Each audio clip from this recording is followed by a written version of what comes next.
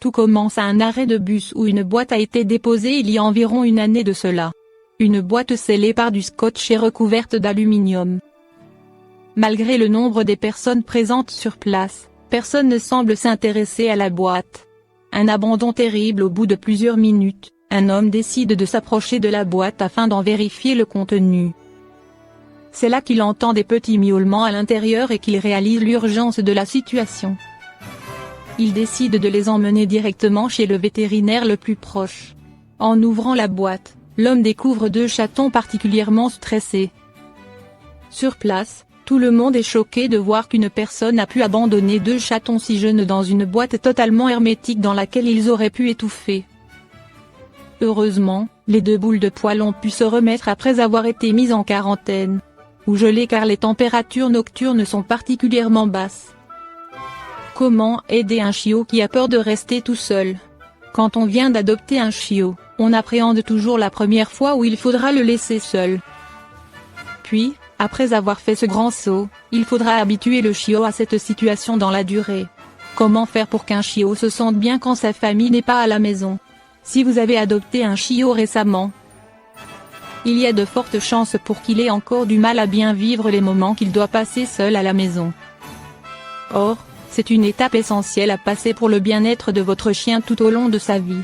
Suivez le guide pour aider votre chiot à ne plus avoir peur de rester tout seul. Comment savoir si mon chiot a peur de rester tout seul? L'anxiété de séparation chez le chien peut prendre plusieurs formes. Un chiot qui a peur de rester seul pourra se montrer stressé avant votre départ en tournant en rond, en vous collant dans vos moindres mouvements, ou en pleurant lorsque vous le laisserez à la maison. Il est aussi possible qu'il ait un comportement destructeur, en s'attaquant aux meubles ou à vos affaires, qu'il fasse ses besoins dans la maison, ou qu'il soit très bruyant en votre absence. Certains chiens adoptent aussi un comportement d'automutilation, en s'arrachant des poils ou en se grattant jusqu'au sang, par exemple.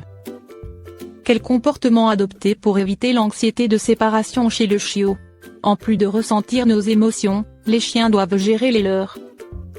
Il faut donc essayer, autant que possible, de rester calme et neutre lors des séparations avec votre chiot, pour ne pas lui communiquer votre inquiétude. Face à une boule de poils aux grands yeux, on a tendance à s'en vouloir de partir de la maison et laisser un petit animal tout seul. Mais il faut rester stoïque. Lors des départs, ignorez votre chiot au moins 10 minutes avant de le laisser seul. Ne lui faites pas de caresses, et ne lui dites pas des mots d'excuse ou d'affection avant de partir. Il ne faut même pas le regarder, cela ne fera qu'augmenter son stress lié à votre départ. Essayez de rester neutre, et faire comme si vous ne le voyiez pas lorsque vous vous préparez à vous absenter.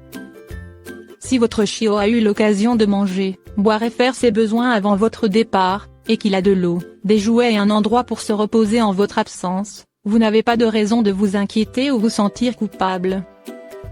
Même si cela est très difficile, il faut aussi ignorer son animal lorsque vous rentrerez chez vous. Et pourtant, votre chiot vous fera certainement la fête. Il est toutefois important de laisser au moins 5 minutes passer avant d'interagir avec lui, pour qu'il ne redoute pas la solitude davantage lors de prochaines absences. De même, si vous constatez des dégâts dans la maison à votre retour, ne vous énervez pas, votre animal ne comprendra pas la punition qui arrivera trop longtemps après les faits, et ne sera qu'effrayé par votre colère. Avant de nettoyer derrière votre chiot, attendez quelque temps, et assurez-vous que votre animal soit ailleurs, afin de ne pas donner l'impression de lui accorder de l'attention. Sinon, cela l'incitera à répéter sa bêtise. Comment aider un chiot à s'habituer à la solitude? Vous pouvez commencer à habituer votre chiot à rester seul même quand vous êtes à la maison. Par exemple, une chambre à coucher pourrait lui être interdite, afin de lui permettre de rester seul pour de courtes durées pendant que vous êtes toujours chez vous. Il suffira alors de vous y installer pendant quelques minutes sans lui, puis d'en ressortir tranquillement, à votre guise, sans faire attention à votre animal. À l'inverse, vous pouvez laisser votre animal seul dans une pièce suffisamment spacieuse et agréable, avec de l'eau, des jouets et un endroit confortable pour dormir. Et revenir lui ouvrir la porte après environ 5 minutes, toujours en l'ignorant. Si cela s'avère trop long au départ, réduisez le temps d'absence à 1 minute ou 2, puis augmentez progressivement au fur et à mesure que votre chiot s'y habitue. Il ne s'agira pas d'emmener votre chiot dans une pièce pour l'y enfermer aussitôt, à la manière d'une punition.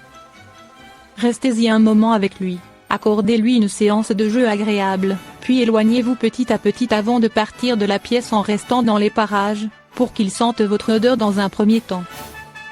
Attention à ne pas céder et laisser votre chiot sortir ou entrer dans la pièce interdite s'il crie ou pleure, cela ne fera que lui apprendre qu'en criant, il vous fera revenir. Puis, plus tard, vous pourrez vous éloigner davantage.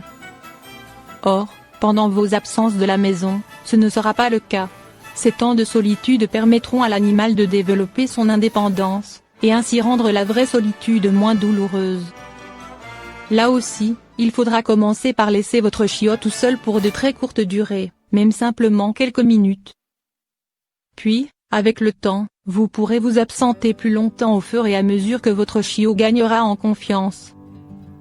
Que faire si mon chiot n'arrive toujours pas à s'habituer à rester seul?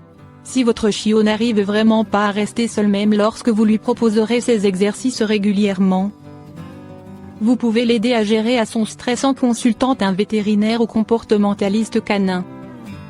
Un vétérinaire pourra vous demander des compléments d'information et vous conseiller pour aider votre chiot à faire cette transition si importante. Une option possible sera une cure de probiotiques pour renforcer son système immunitaire et éviter les effets néfastes du stress sur l'organisme.